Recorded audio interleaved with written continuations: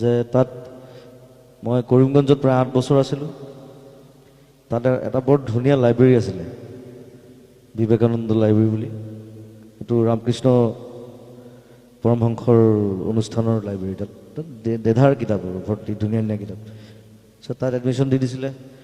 চ' Sunday যেতিয়া time পাওঁ তাত যাওঁ, 3-4খন কিতাপ লৈ আহোঁ। আৰু আমাৰ এটা খুব ধুনীয়া গ্ৰুপ আছিলে। আমি ফাৰ্ষ্ট বেঞ্চৰ যিকেইটা আছিলোঁ 5টা ল'ৰা, গোটেইকেইটাই মানে কিতাপৰ পাগল। এটাতো এতিয়া স্ক্ৰিপ্ট ৰাইটাৰ হয়, এতিয়া বেংগলত আছে, সি চিনেমা স্ক্ৰিপ্ট লিখে, সৌমিত্ৰ বুলি।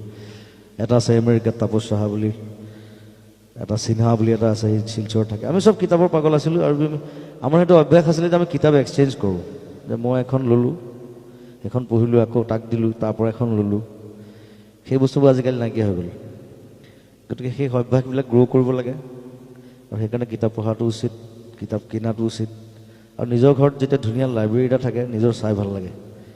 সেইটো যিমান বয়স হৈ গৈ থাকে সিমানে বেছি ভাল লাগি গৈ থাকে, যেতিয়া কিতাপৰ পৰিমাণ বাঢ়ি যায় আৰু কিতাপবোৰ যেতিয়া ধুনীয়াকৈ ৰখা হয়। খালি মেইনটেইন কৰিব লাগিব, কিতাপত পোক লাগে, বেয়া হয়, কিবা কিবি হয়। মোৰ বহুত কিতাপ বেয়া হৈ গ'ল মাজতে।